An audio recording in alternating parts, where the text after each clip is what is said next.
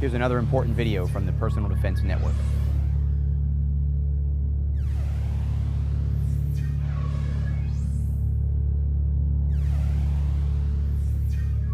So we've taken a look at the different types of competition that someone might want to get involved in at home. Of course, we've talked about how you were able to excel given natural athletic and mental abilities, and then applying a large number of reps, a lot of ammunition, and a lot of time to really getting to compete at that world-class level.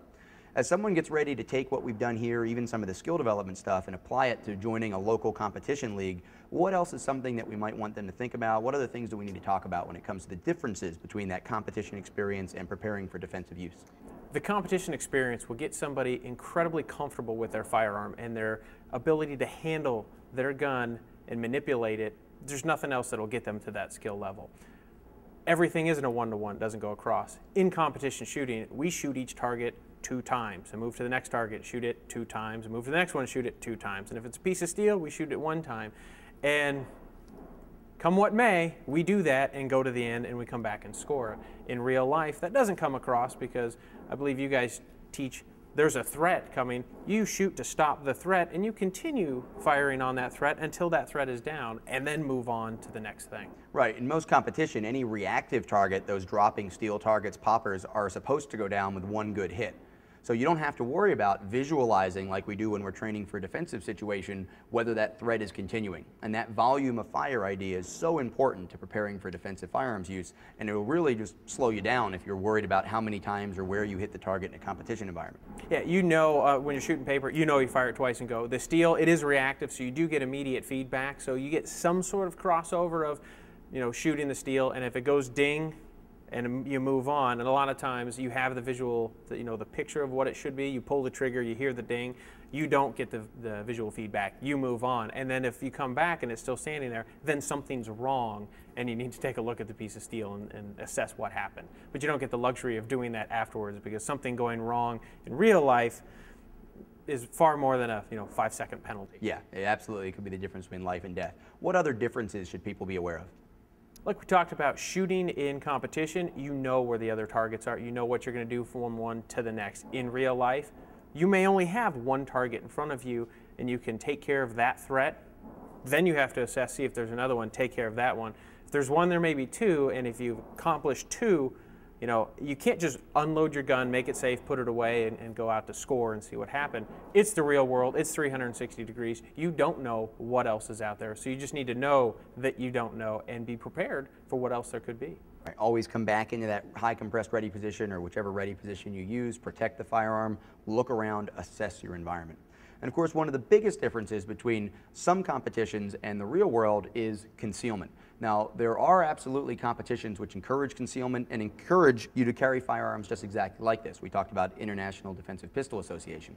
But the competitions that allow you to do this, it's very unlikely that you can take a simple concealment garment, something like this pullover, throw it on, and be able to cover up what you've got there. Yeah, even if you put that pullover on, you'd see this in the mall or cruising around. But for IDPA, a garment like that you can pull up, get your firearm out of, or a vest, something that you can sweep back and get your gun, conceals your items, but allows you easy access to them. Right, so something like this, it doesn't have to be a big photographer's vest or some parka that you wear to cover up your compact firearm. At this point, I could either reach across, clear this garment, or learn to do it with this hand if this hand were busy pushing someone out of the way, and still have a really good grip on the firearm, be able to access it, and then of course come up on this side and get that spare magazine when the time came. So understanding that your gear configuration for competition may be dramatically different than what you're going to actually use in a defensive environment is important, because that consistency, just like when we talked about reloading from the pocket versus reloading from exactly the same place, exactly the same angle every time, is going to be different. If you draw from a firearm carried this way with that dramatic open front holster or even just a big speed cut, it's going to be very different from when you actually carry inside the waistband and you have to think about coming up and then orienting and punching out. Even if we compromise that a little bit like we did for speed where I'm sweeping forward, it's still dramatically different from coming out of that open front competition holster. So the gear is going to be a little different. The pattern of shooting, a volume of fire is going to be different. Multiple targets, coming back and assessing is going to be different. But I think when we really look at it and break it down, there's an awful lot of overlap. There's a lot of similarities when it comes to simple firearms handling skills and raw shooting ability. Absolutely. Like we talked about, any one person that can shoot phenomenally but has no idea what's going on, not going to work out so well, or someone is a great tactician but can't shoot. You need that blend, even if it's just a little bit of each. That blend makes a great person out in the world. Listen, one other thing I want to mention is, we've known each other for a long time. We get along well. We understand the way each other think to a certain extent. And people may be surprised to see me, the defensive shooting guy who doesn't go out and compete, standing here with a world-level competition shooter, and maybe vice versa. The fact is that shooting is shooting.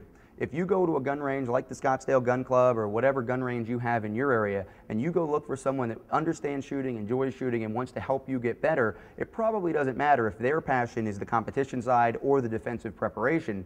When you go to develop your skills, when you go to choose your firearms and you choose your equipment, you choose the venue in which you're going to practice, shooting is shooting, firearms are firearms, and of course that right to keep and bear arms supports both sides of the house.